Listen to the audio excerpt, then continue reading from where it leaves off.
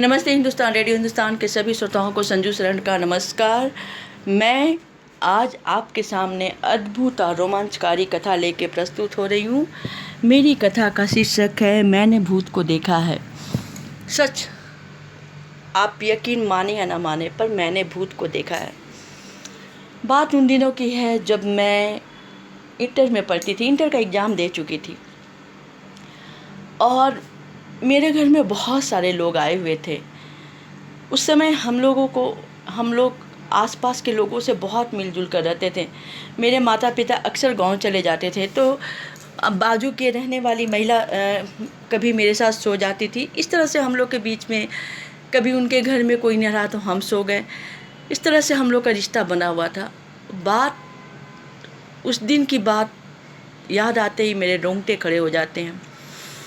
सच, वो रात बहुत ही भयानक रात थी और कहते हैं ना कि 13 तारीख बहुत मनहूस होता है। शायद वो मनहूस ही रात थी। वो था दिन 13 जुलाई। इंद्रदेव अपनी मुसल चला रहे थे। मूसलाधार बारिश हो रही थी। मेरे घर में बहुत सारे लोग आए थे। मेरे घर में सोने की जगह नहीं थी और सुनीता मौसी जो बाजू में रहती थी वो अकेली थी। तो उन्होंने कहा कि गुड्डी तुम मेरे घर सो जाओ। तो मैं उनके घर सोने चले गई। चूँकि हम लोग हम उम्र थे, उनको सब कोई वो सबकी साली, उनकी जो दीदी थी वो आंटी लगती थी, तो इसलिए उनको सब कोई साली साली करके चिढ़ाते थे और हम उनको उसी नाते मौसी हम उनको बोलते थे। उस रात में क्या हुआ कि हम लोग सोए हुए थे, हम लोग दोनों गप्पे मार रहे थे। वो क्रिश्चियन फैमिली से थी, उनका तिग्गा टाइटल था। तो क्या हुआ कि उस दिन लाइन बत्ती गुल हो चुकी थी बारिश की वजह से। उनके घर के क्या कहते हैं उसको, रैक पर जीसस क्राइस्ट की फ़ोटो रखी हुई थी। वहाँ पे बैटरी से चलने वाली मोमबत्ती जल रही थी। मैं और सुनीता मौसी ढेर सारे गप्पे मार रहे थे, गाने गा रहे थे और बारिश का भी आनंद ले रहे थे। धीरे धीरे दोनों की आंखें बंद होने लगी और हम लोग दोनों को नींद पड़ गया। अचानक मेरी नींद खुली। सुनीता मौसी जो थी सो दीवार तरफ मुंह करके सोई थी और मैं इनके बगल में थी, यानी कि ज़मीन की तरफ करके सोई थी। वहाँ पे एक अलगनी रखा हुआ था, कपड़ा टांगने वाला अलगनी। अचानक मेरी नज़र अलगनी के पास गई। मैंने देखा एक लेडी बैठी हुई है। मैंने ये देखा नहीं कि वो कौन कपड़े में थी, लेकिन वो उकड़ू बैठी हुई थी और उसकी दो आँखों से जैसे लगता था कि आग निकल रही है और वो घूर रही थी, पलंग की ओर देख रही थी। मैंने सोचा कि ये भ्रम है, क्योंकि मैंने साइकोलॉजी, मेरा विषय भी साइकोलॉजी था, तो मैं सोचा कि ये भ्रम हमने पढ़ा है, ये मेरी भ्रम की स्थिति, ऐसा होता है। लेकिन मेरा जिज्ञासु मन बार बार, मैं किसी चीज़ को सहज विश्वास नहीं करती, बार बार मेरा जिज्ञासु मन अलगनी की तरफ, जिज्ञासु मन के कारण मेरा ध्यान अलगनी की ओर जाता और लगभग मैंने 3-4 करवट बदल के जब भी अलगनी की ओर देखी, वो ऐसे ही बड़ी बड़ी आँखों वाली महिला, शक्ल नहीं दिखलाई पड़ी थी लेकिन वो घूर रही थी।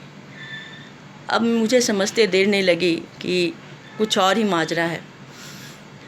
मैं सुनीता मौसी को बोली, सुनीता मौसी आप इस साइड में आ जाओ, मुझे दीवार तरफ जाने दो। सुनीता मौसी बोली, यार जाओ गुड्डी, चुपचाप सो जाओ और अपने भगवान का नाम लो। मैं भी क्या करती, मरती ना तो क्या करती, मैं भी अपने भगवान का नाम लेके सुनीता मौसी को पकड़कर सो गई। लगभग 4:30 पौने 5 में हम दोनों की नींद टूटी। सुनीता मौसी फ्रेश होने वॉशरूम गई, फिर फ्रेश होके आई। उसके बाद उन्होंने मुझे जगाया, बोले उठो गुड्डी, कितना अच्छा मौसम है देखो। तो मैं आँख खोली। उस समय भी सुबह नहीं हुई थी, लेकिन बहुत ही सुंदर मनोरम दृश्य था।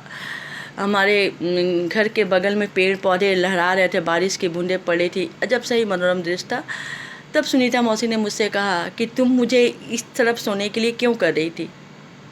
बोले मौसी बस ऐसी ही। तब सुनीता मौसी कहे कि जो चीज़ तुम देखी थी गुड्डी, उसको मैंने भी देखा। मैं दंग रह गई। फिर सुनीता मौसी बोले अब डरने की बात नहीं, अब तो भोर हो गई है, 4-4:30 हो रहा है, आराम से सो जाओ, रात में तुम सोई नहीं हो। लेकिन इतना बात अवश्य बोली कि देखो रात में सोते समय अपने इष्ट देव का आराधना करो। हमारे बाइबिल में भी लिखा हुआ है कि रात में सोते समय प्रार्थना करो कि जितने भी जो जीव पृथ्वी पे हैं, जो भटक रहे हैं, उन्हें मुक्ति मिले। सच वो कल्पना कहिए, मेरे ख्याल से ये कल्पना नहीं, क्योंकि ये गुजरी है। एक चीज़, जिस चीज़ को मैंने देखा, महसूस किया, उसी चीज़ को दूसरे ने किया, तो ज़रूर ही सच बात है। इसी के साथ मैं संजू शरण विदा लेती हूँ। जल बचाइए, पृथ्वी बचाइए, जल का संरक्षण कीजिए।